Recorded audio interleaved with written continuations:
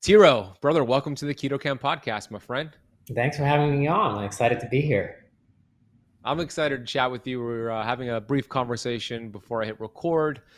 I've been following what you've been doing for several years, a big fan of your research, your company, and now you have a new book that is coming out on September 27th. I'm holding it up for YouTube, which we'll get into. It's called Healing Adaptogens with your colleague, Danielle Ryan.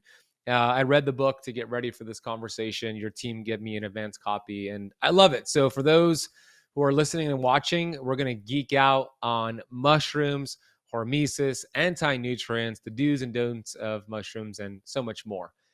Before we get there, since this is your first time on my show, I would love for you to share your story and how you even got involved with what you're doing today, Tero. Yeah, so I'm born and raised in Finland. So I'm a 13 generation family farmer. So our family's had us same farms at least since 1619, and me and my brother are 13 generation, and then our kids will be the 14th. My Wow. dad is an agronomist, so I got a lot of knowledge about soil, agricultural farming. Um, over 13 generations, we've had all kinds of farming. But when I was a kid, it was mostly oats, mushrooms, berries, and then heirloom cow species. So we would have meat cows, no dairy cows. So fancy old school breeds that had more value and stuff.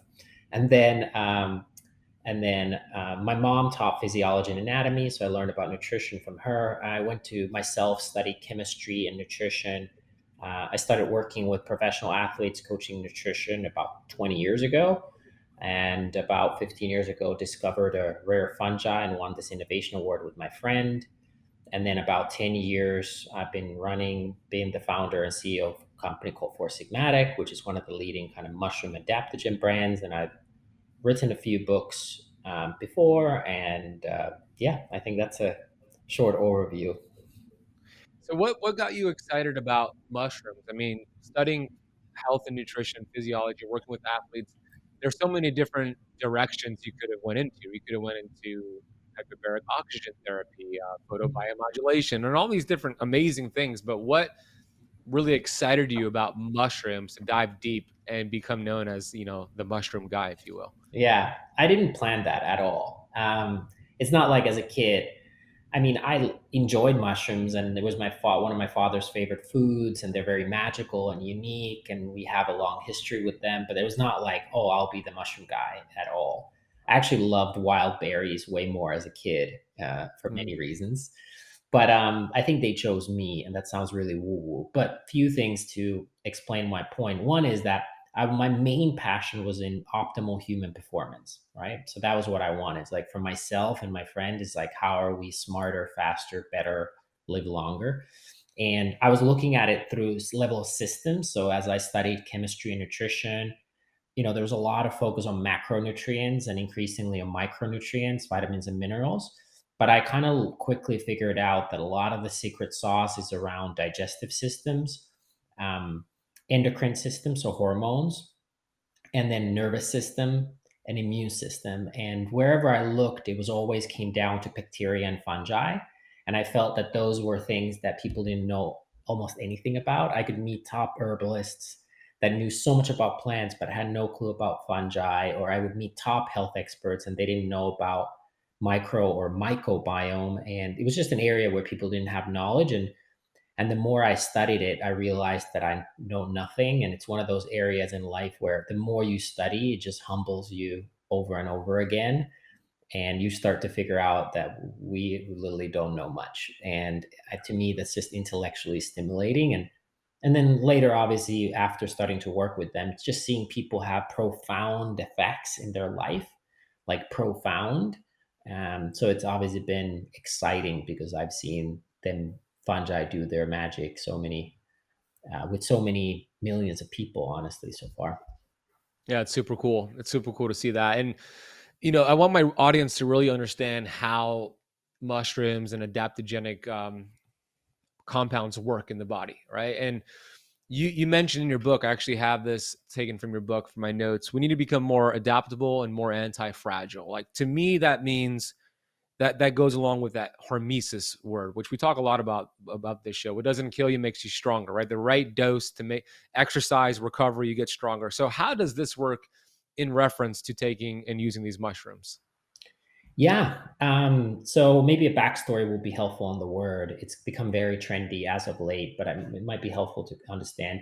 So a lot of compounds that are considered adaptogens have been used for hundreds, if not thousands of years, but the word itself is about 7 years old. It came out of originally Soviet researchers who were trying to find ways how to improve human performance without letdown next day, because a lot of the reliance on amphetamines and other performance enhancing drugs would then hurt you following day or make you addicted to them. So after tons of studies, they started realizing that there are these compounds that improve performance and recovery without letdown, and they were these natural fungi and plants, berries and roots. And they made three definitions that are fairly simple for something to be an adaptogen. So it sounds like it's easy to be an adaptogen, but in reality, it's very hard to be an adaptogen. So there's only about maybe 24 of these things so far discovered, and maybe over time we'll discover more. Um, and they all have hundreds of research papers from modern research to back their benefits. So now to answer your question, to be an adaptogen, they need to be safe and non-toxic. And actually, a lot of natural substances you need to cycle in and out, including dietary supplements. You need to cycle them in and out. But adaptogens are safe on a daily basis.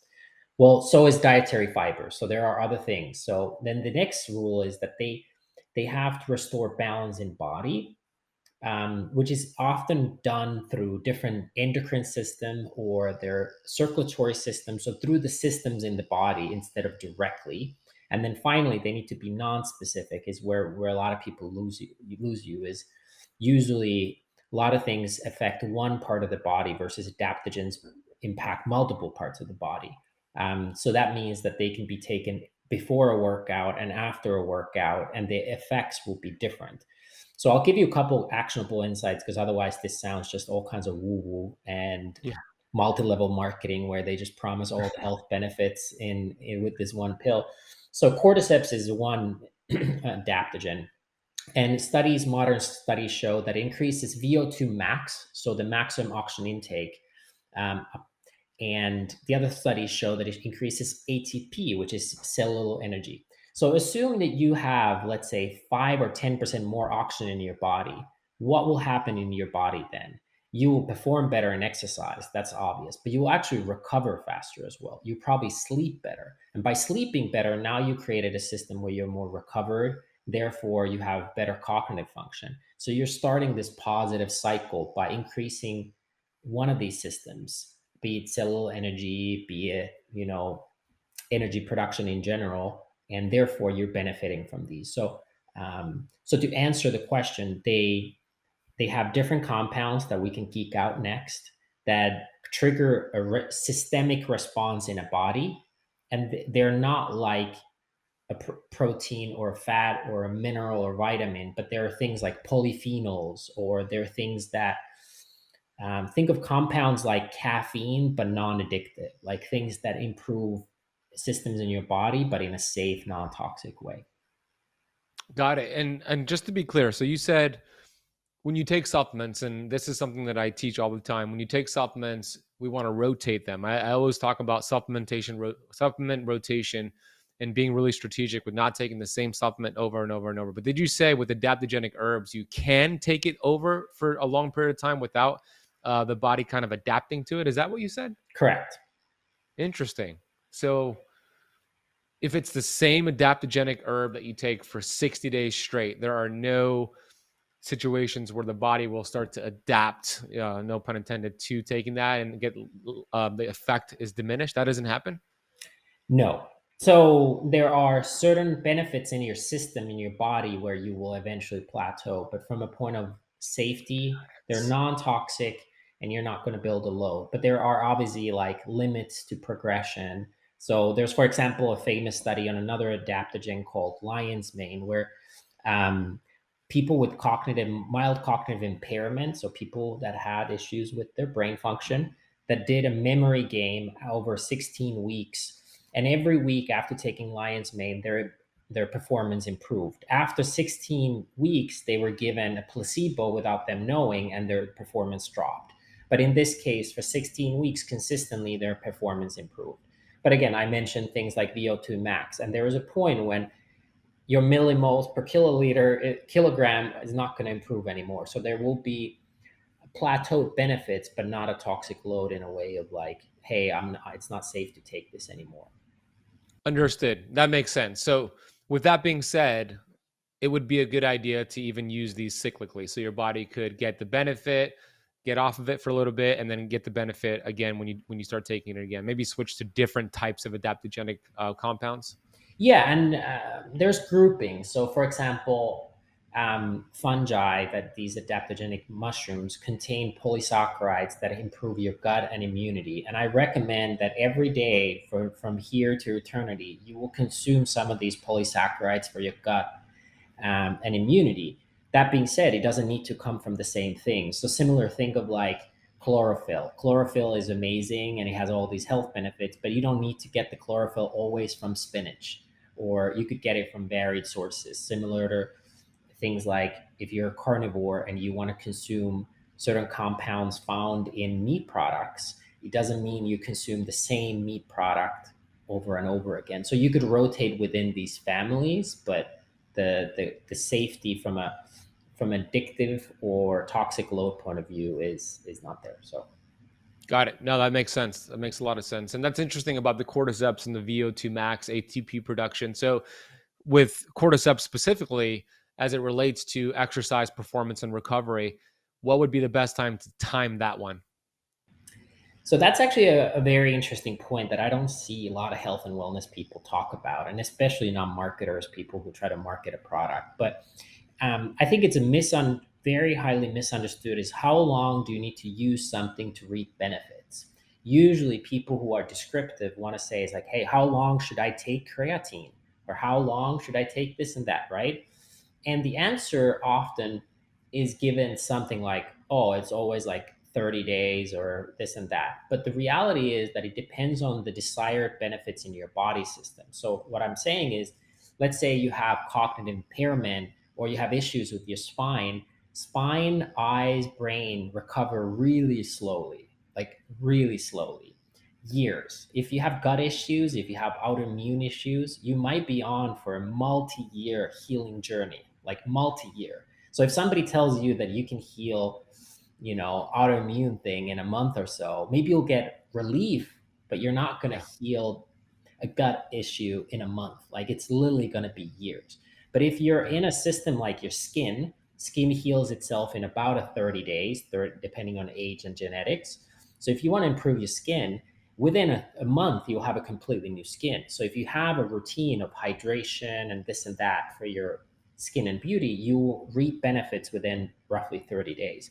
Energy production is pretty instantaneous. So if you want to improve energy, you can achieve benefits that day or in a few days.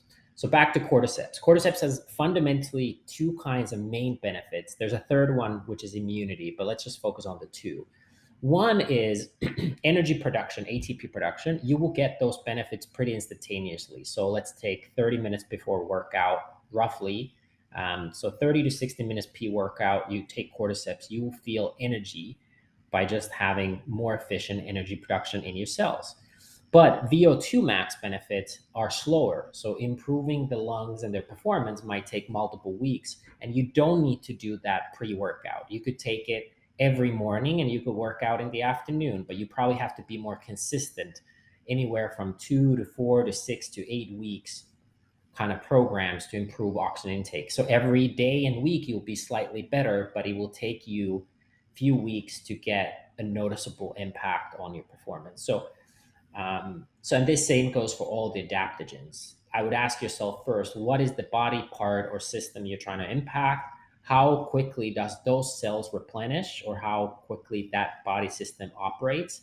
And that will give you an indication on how long you need to be in a certain supplement or adaptogen or whatever routine. Well said. I love that explanation. And you're right, because I always tell people it takes years, not months, to achieve optimal health. If you're dealing with, to your point, autoimmune conditions and things like that took many years to develop. It's not going to happen in 30 days, not going to happen in 60 days. You will get benefits within that time frame, but in order to actually really overcome that and achieve optimal health, years, not months. And I love that you put it in the perspective of what you're trying to achieve, and the innate intelligence. So the innate intelligence is going to, whatever the desired effect it's going to use. And this leads me to your gas brake effect, which you wrote about in your book, which I found very interesting because I really believe in the power of the innate intelligence that is in with our bodies that God put there for us. And it's this inner physician, inner healer, inner chiropractor, health coach. It's like the world's greatest physician that sits within us. And in this gas brake effect, you talk about cacao, right? And cacao containing two specific compounds, theobromine and magnesium. And when somebody takes it, depending on what they need at that moment, whatever the innate intelligence desires, they might extract more of the theobromine or more of the magnesium. Could you explain both those compounds and what's going on with that gas brake effect? Yeah, theobromine is one of the main compounds found in real chocolate or cacao. It's even named after theobromine cacao. It's the Latin name. Theobromine is a sister compound to caffeine. So think of a slightly gentle version of caffeine for a simplified explanation. And magnesium being one of the minerals that are critical for our body function. It serves multiple different benefits, but more commonly, I think, especially for modern people living in urban settings, busy lifestyle, the relaxing effects of caffeine. So, in a way, a lot of people like to think of supplements and diet as uppers and downers, even though in nature, many things are both at the same time. Besides cacao, other examples of that could be like green tea, where you have both caffeine, chlorophyll, but then you also have L-theanine, which is more of like slightly calming version. So that's why some people report, for example, by drinking matcha or green tea, they have more balanced energy because the plant itself in a whole form has kind of both the gas and the brake. And I think that's just innate intelligence that nature has. And even if you eat the whole plant, let's say I mentioned that my love for wild berries.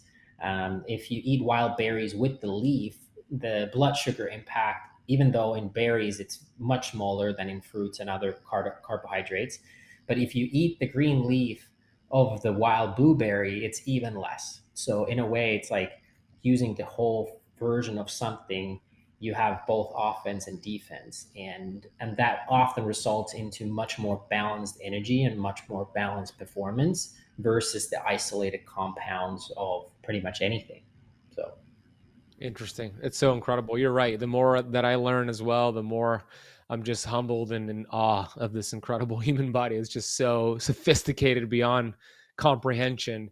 So that's a great breakdown. And my audience, as I mentioned before we hit record, those who are doing keto, these are all keto friendly. They're not going to, jack up glucose and insulin. So if that's a question you were thinking about to the audience, it's keto friendly. But what about those who are doing carnivore? And I do carnivore from time to time, 30 days, 40 days, nothing long term. But what about the argument, Tero, that there's anti nutrients in plants and chemical compounds that poke holes in your gut, irritate the gut, lead to intestinal permeability? What about that argument that somebody who has severe leaky gut maybe should not be taking these compounds right now? yeah, I always thought that was really funny for a lot of reasons, and I feel like I've had this like Paul Saladino a lot long conversations, and people who actually understand nature quickly realize that there's no world where you're not consuming fungi. Fungi is on your skin and your gut, so if whatever you eat, even if you're pure carnivore, you will be consuming fungi, not just on you know, beer, wine, cheese, bread, pharmaceuticals, but fungi is in air. You're breathing in fungi. If you air dry meat, which I'm sure a lot of carnivores have consumed meat that way, that has fungi. Like you want it or not, you will have fungi in your gut. So to me, these are just like insane thoughts. But the idea of anti-nutrients is real. And the weird thing is that is why you're eating them. So there's a concept called xenohormesis. And Mm. what that basically means is that plants and fungi, but it's originally made for plants, create these compounds, these anti nutrients, or things like polyphenols to protect themselves from stressors, right? Same with mushrooms. They create certain compounds as a way to protect themselves. And this is true for psychedelics to non psychedelics. And When we ingest them, we get some of those protective mechanisms, but they are like a boot camp for your body. So similarly to exercise. So the exercise, like if you go for a run, actually right after the run, your muscles are weaker than before the run. Your cardiovascular system is stressed, and you're actually more prone to illnesses. Your immunity has weakened. It's the supercompensation that happens with recovery and proper nutrition post workout that makes you a better, higher baseline. And xenohormesis kind of says is like that is the why you consume plants and fungi also.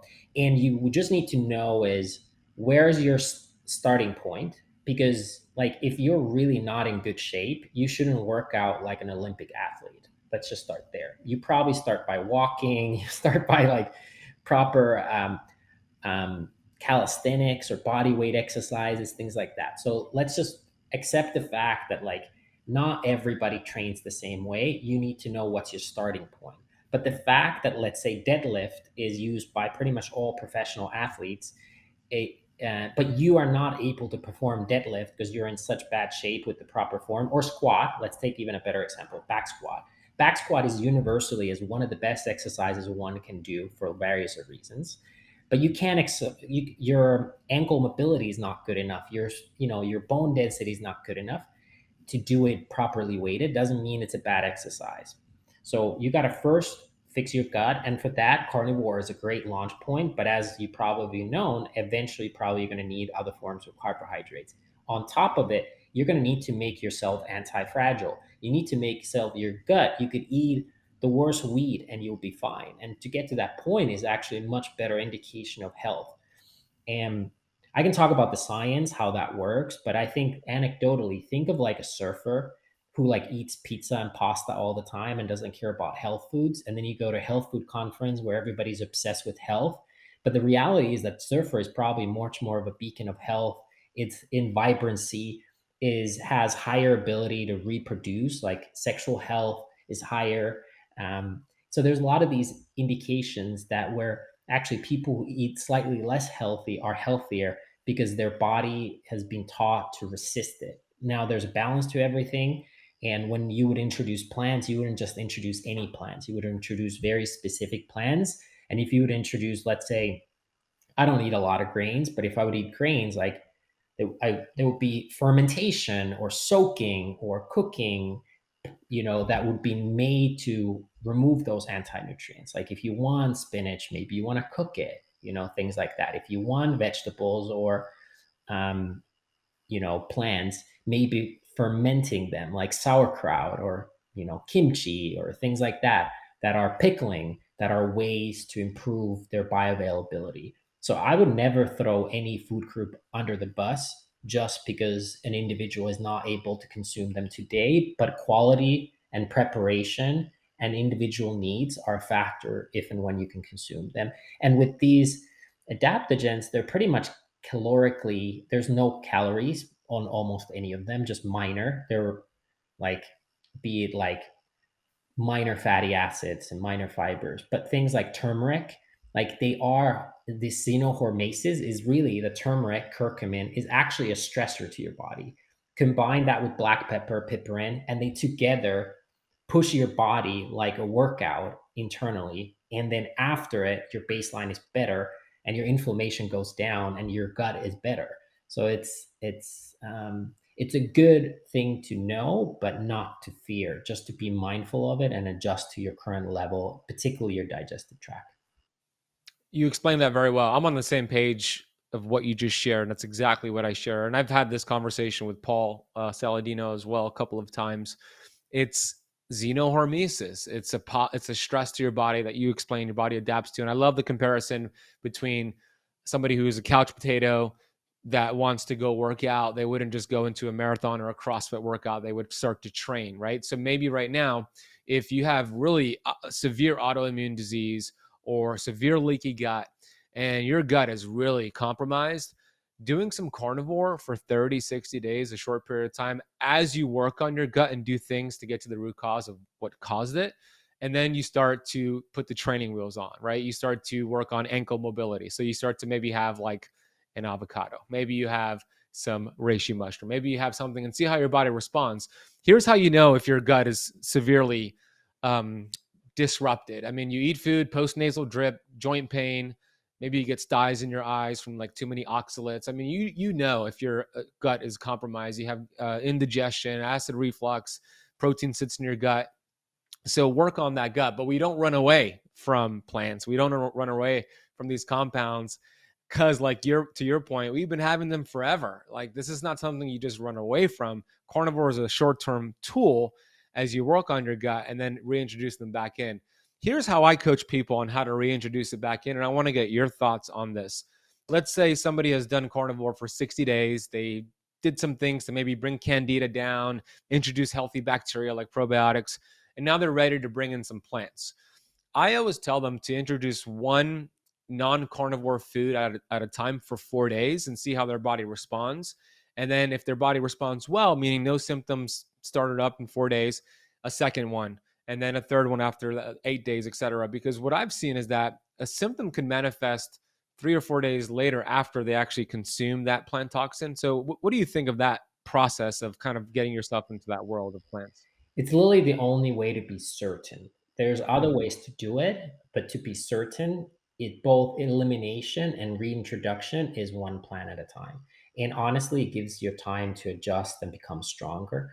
I don't know if it's 3 days, if it's a week, that might be individual, and the mm. volumes you eat, how much you're eating, let's say that avocado at a time.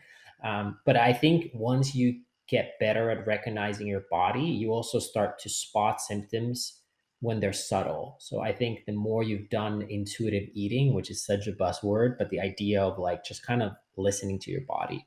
The other way that I like to do it is try introducing these things on an empty stomach. So let's say you're introducing a new whatever, is try to do it on your first meal, whenever that is, because then your probably is more sensitive. So your body, if it doesn't like it, then you'll probably get a faster feedback loop.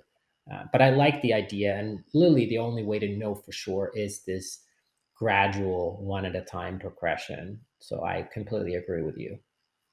And it takes some time, but it's so worth it. I mean, carnivore is essentially an elimination diet. Can Um, The one thing I would say is that I would tune into cultures around the world to look at preparation pretty seriously. So it's uncommon that herbalists anywhere in the world would have consumed a single herb. They usually combine 3 to 5 things, where there's a main herb, a supporting herb, and a balancing herb. So where main herb is trying to solve problem A, one, and then the other one would be like the same problem but from a different angle, and the other things aid with digestion.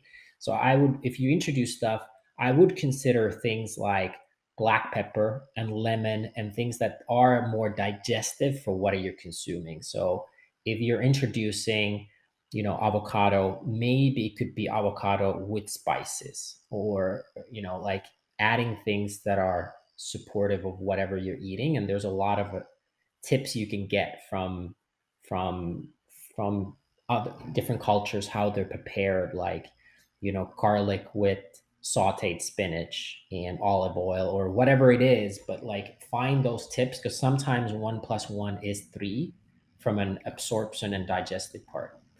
yeah, well said. Have you had this conversation with Dr. Paul Saladino?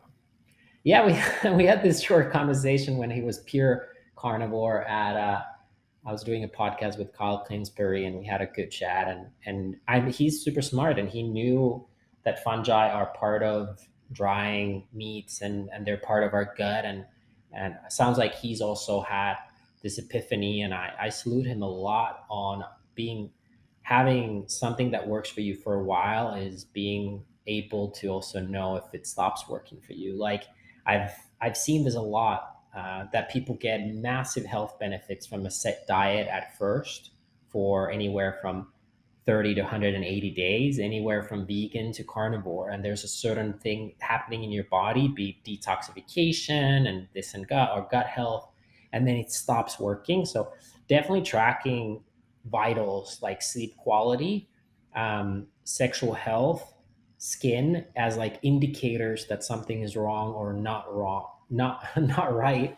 So I believe in his case, it was like after a certain while, sleep quality, exercise and recovery from exercise, and libido was sacrificed, and then introducing fruit, I guess, post exercise for small amounts was helpful. And I think everybody has their own journey, but just I would never throw a whole food group under the bus, especially things that like bacteria and fungi that we cannot live without. If you want it or not, they're going to be part of your life one way or the other. So making sure you have good bacteria and good fungi in your gut, particularly. That's good. And I agree. I mean, we're on the same page in many, many ways. Even with keto, big mistake. People stick with ketosis long term, and that's not what we teach. My book is called Keto Flex because I talk about going in and out of ketosis, keto flexing. Uh, when we look back at ancient culture, that's what our ancestors did. Like, yeah, they ate meat from a period of time. They were in ketosis because they fasted, but sometimes they were vegan. Sometimes they varied their nutrition. They varied their diet. My mentor, Dr. Pompa, calls it diet variation. And that's where the magic is. The magic is not in staying with one diet long term. None of our ancestors did that. I couldn't agree more. And I would also look at it this way: is like it's similar link with the concept of adaptogens. Is that like you will face stressors and difficulties in your life, and if you're a hunter gatherer, or if you're a modern person, but what you want to have is range and adaptability. So to have range or buffer against stressors, but you also want to have range and adaptability to different situations. You're flying, and I just had to go to a trip, and I'm at airport, and there's nothing to eat. You're able to fast without a huge drop in performance because you're metabolically wired a certain way. So if you suddenly have to skip a meal, you're fine. Or if you do this and that, you'll be fine. So I think this range, anti-fragile, adaptability, you can put a lot of different stamps and names on it.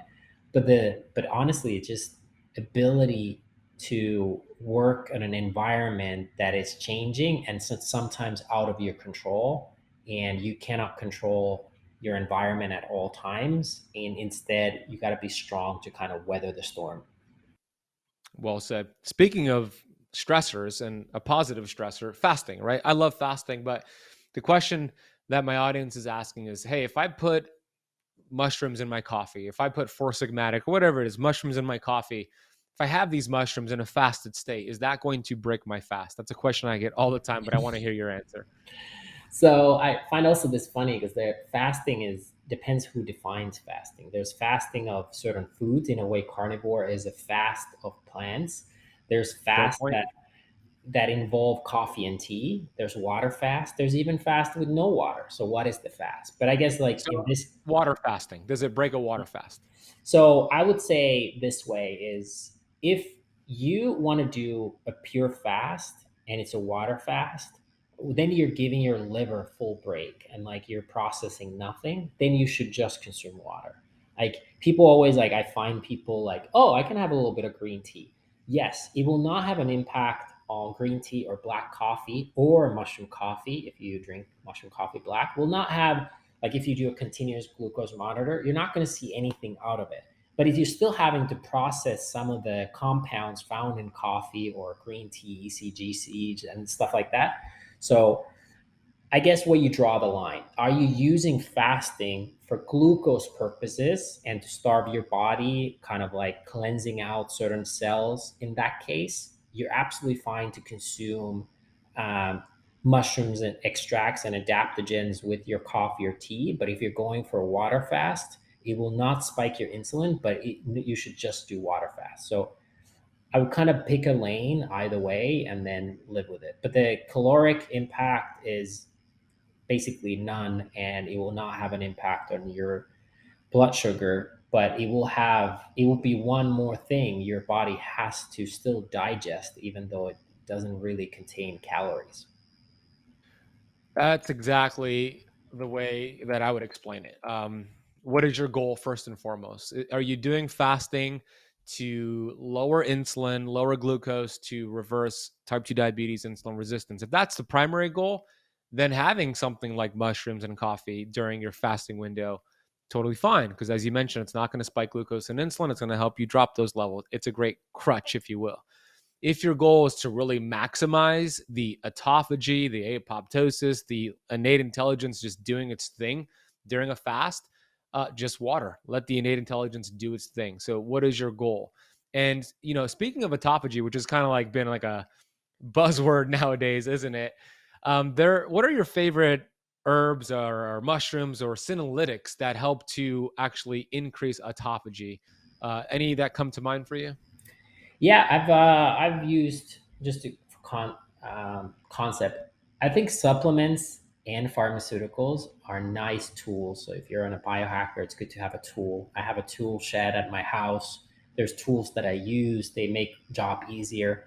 But fundamentally, you should know that you don't need any of these. Like you can absolutely achieve that same goal by just fasting. Like you Well said. can, and maybe some of those mTOR stuff take a little longer, but like you don't need these. And I've used rapamycin.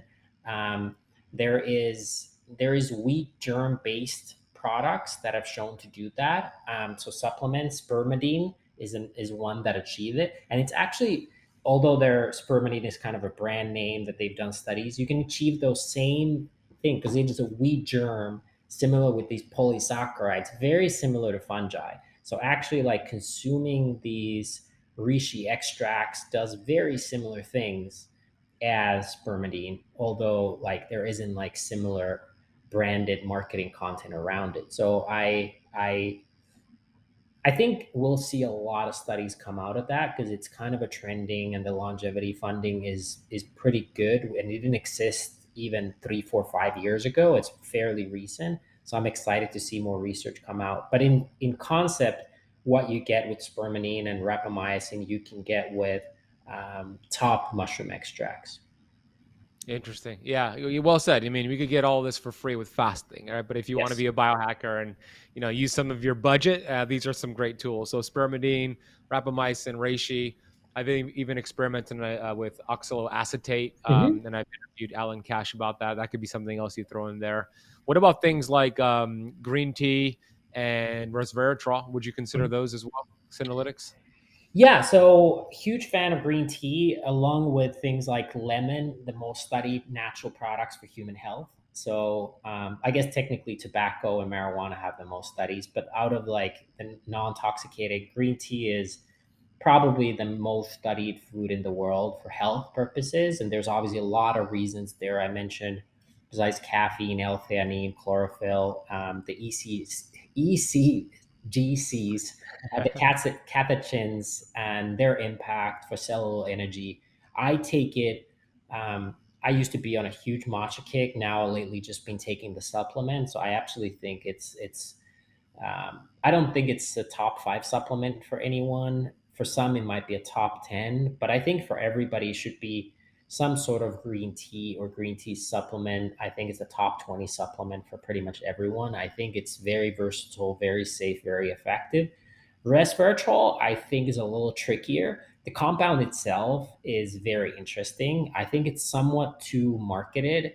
Like, not to say that it doesn't work and not to say that it's not good, but it has a lot of lobbying, particularly from the wine industry, and the similar to what happened with milk chocolate and like a lot of the cacao studies were originally made promoted by chocolate companies. Good news is raw cacao is really healthy, but there was a little bit of lobbying, and similarly, I think wine companies are trying to make resveratrol do that, and I'm not so sure about some of these supplements. But I think more generally, you should look at particularly berry and grape based polyphenols and compounds have arguably one of the best things for longevity. And I think resveratrol, if you have the budget and you want to geek out, I would say it's probably like a top 40, top 50 supplement for a lot of people, especially if you have a big focus on longevity. But I would say like it's only in the case that you have a lot of budget, and instead I would look at um, learning how to forage wild berries and consuming them. And if you want to consume it through a wine format, I would look at like things like port wine and like more kind of ancient forms of wine that are maybe potentially more richer. But resveratrol itself, the studies are very exciting. I just don't know if it's translated into real benefits through supplements. And I've besides myself, with a lot of clients over the years, people have poured thousands of dollars into resveratrol, and I rarely hear anybody document any known benefits. So I think the jury's still out there, but some of the studies look promising. I just don't know if it's applicable due to supplementation. That's fair. That's fair. I want to transition the conversation into sleep. Um, sleep is one of those things that you can't skip. It's Mhm. foundational, right? It's one of those foundational pillars to health. For example, my fiance, we both have the Aura Rinks, are always like geeking out, tracking HRV and REM and deep. My fiance gets a lot of deep sleep. Like I'm talking about Tiro, 3 to 4 hours a night. And her HRV is insanely high, around Mhm. 160, which Mhm. is she's not even a professional athlete, right? My sleep, and she gets not enough REM sleep, I should say. She gets like 40 minutes, so she needs balance that out. For me, I kind of get an hour and 45 to 2 hours of each, so it's kind of balanced. But I would like to increase both of those numbers. So the reason I'm sharing this with you is because I know that there's different benefits to REM versus deep, and they're both really important. What are some of these mushrooms, these adaptogens that we can take to increase REM, and then some that we could take to increase deep sleep? Yeah, I'm more like your partner. I don't get Really? quite as much as she does, but I usually get about 2.5 hours of deep. My HRV regularly hits 200 at night at the peak. Whoa. I have a friend of mine, you might know him, David Nurse. He is always sending his HRV records because he's trying to beat me on, or he's very competitive. Um, but That's great. so let me just premise first by like we have no clue. Like let's just start like look at real honest here is we have clues, maybe that's a better way Yeah. to say it, but we do Yeah. not know. Like sleep, and particularly like the endocrine system and circuit, there's a lot of sleep studies, but it's such a complicated matter, and particularly like lifestyle, and we have some things that we know and work like the clues, but like there's a lot we don't know, and particularly about brain waves. And we're still in the absolute infancy of brainwave research, and like it's quite exciting actually to me of what we will discover in the next 1 or 2 decades about brainwave Yeah. activity and the impact of that. And but to answer your question of what can you do, mushrooms and adaptogens, I'd say with all these adaptogens, whatever you're looking like sports performance, libido, and sleep, there tends to be two kinds of adaptogens for each group. Ones that impact the specific issue, let's say libido. There are certain adaptogens that are specifically libido based, and they're just gonna boost um, reproductive system. Then there's adaptogens that impact the mind. It's like a mucuna that has a precursor of dopamine, L-dopa, and by having mind and calm and you're in good mood, you perform better in bed. So similarly with sleep, there are things you could take that are more specific to sleep. Reishi mushroom, ashwagandha would be some of the more famous ones. But then there's also adaptogens that particularly impact, again, your mood and stress levels. And through that systematic stress reduction, you're more likely to sleep deeper. But to answer, if you're looking for more deep sleep, the best results I've heard and seen has been with reishi mushroom number one, ashwagandha number two. So there's fun stacks, including adding things like L-theanine, L-tryptophan. There's like these things you could take. Some people love the herbals, the lemon balms, the blue spirulinas, the magnesiums, and you can build all kinds of stacks. But from the adaptogen side, reishi one, ashwagandha two. Interesting. Okay. What about for REM sleep? Anything that you've seen help increase that? Lion's mane, I think I've heard about. Yeah, that's the one I hear the most. I haven't for this book we went through like 1,000 research papers, so I didn't see much there, and I did get lion's mane, but seems to be like there's something about the nervous system and the REM sleep that I think we've yet to discover. So maybe that's like a touch point that hopefully more research will come in, but like the linkage between REM and nervous system. So you can even probably imagine, like, let's say you work out really hard and you're super tired and you want to go to bed, but you did a workout, maybe you did plyometric workout, or you sprinted, or you did a new exercise with new movement, you can't sleep because you have this kind of like shaky nervous system tiredness, right? So Yeah. physically you're like exhausted, but you have this nervous system tiredness. And I think for that, lion's mane is interesting. But Huh. That's how I felt. That's how I felt last night. I went to go see the Red Hot Chili Peppers in concert, and I got home at like 12:30, and I was like so jacked fired up. up. I should have used some lines, man, last night. Yeah, so lion's mane, but definitely I would look into breath work. I use a nail bed that kind of releases a lot of that stress that if I get it from late evening emails or something happening. So I use basically like acupressure, Oh, intense like actual nails, but like acupressure to release that. But those are two kinds of different types of tired.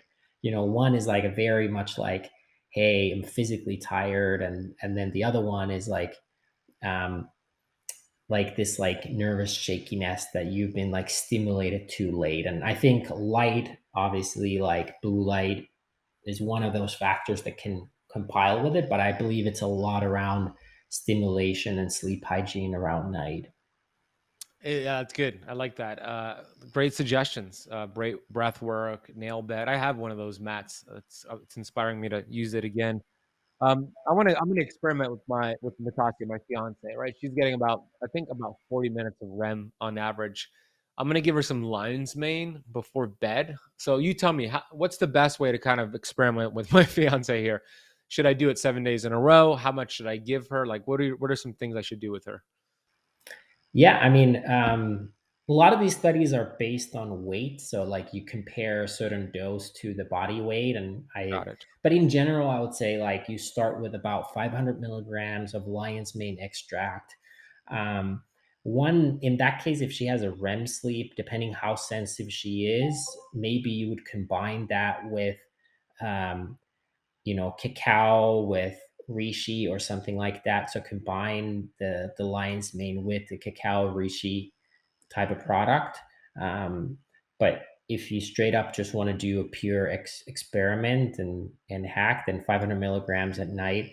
Um, Vitamin C does enhance absorption, so maybe squeezing a little bit of lemon, or having acerola powder or some high vitamin C powder to go with the lion's mane could also be helpful. And then there's other kinds of stacks, like I mentioned, like it never ends if you want to tweak it. But maybe for initially, just to keep it simple and pure, is the vitamin C and lion's mane, or reishi cacao and lion's mane.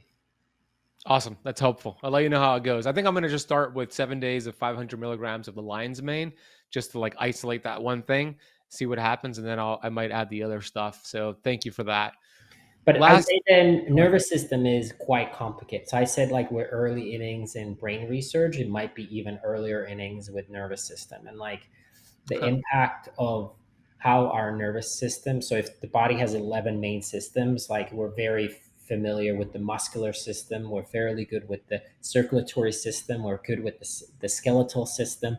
But like I think the nervous systems and the digestive systems are those areas where we're like a little behind. And I think another area where I'm excited to see what the future research holds. Me too. I am as well. Two more quick questions before we wrap up this interview. We have just a few minutes left. This has been fantastic. One question here is, how do we relate taking adaptogens for longevity, specifically with superoxide dismutase? Like, could you unpack that real quick, and how actually these mushrooms could potentially be helping with longevity in that aspect? Yeah, I mean, there's two answers to that. One is that a healthy body is more likely to be a body that lives a long time. So generally, avoiding illness, immunity, gut health, oxygen intake, all these things are ways how you can protect your body and in the long run. The other answer is again, nobody fully knows how we age, but there's few common kind of schools of thought of aging. One of them is around particularly oxidization, and for that reason, these strong antioxidants, particularly seems to be like these black antioxidants, black sesame seeds, dark cacao, coffee, black olives, chaga tend to be like particularly good for longevity. And chaga is an adaptogenic fungi that has very high amounts of the superoxide dismutase that seems to be really helpful for that. How does it do it? Is it lowering inflammation or is it other ways? I think that's where we don't fully know, but large amounts of particularly black, these antioxidants seem to be amazing for longevity. And there's a lot of the stories of people who've lived 100 years and they ate dark chocolate or they had black sesame seeds, or in Russia the chaga consumption, and suddenly they lived a really long time. Fascinating. Yeah, I would hypothesize that a big part of what's happening with this superoxide dismutase, especially like in chaga, is the mitochondrial benefits that it does for the mitochondria. And we know that how important is the mitochondria for health. Pretty much most diseases out there are linked to this mitochondrial dysfunction. So Yeah. I would hypothesize that the SOD is doing some great things for the mitochondria. Yeah, I mean, like you said, it's like cellular health is like, I don't know if it's the answer to every question, but it's the answer to a lot of questions.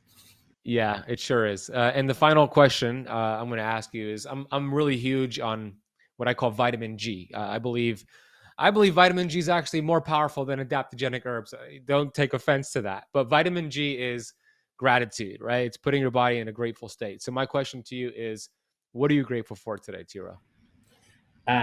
Before I answer that, I want to say I wholeheartedly agree. I have this thing I've been saying for 15 years that I partly learned from my mom, is that the rule of three is like, hey, you can be 3 weeks without eating, you can be 3 days without drinking water, you can be about 3 minutes without breathing, but you can't even be this is the last part. What I added to my mom's thing was is that you can now even be 3 seconds without thinking. So the more you consume something, the bigger systematic impact it has.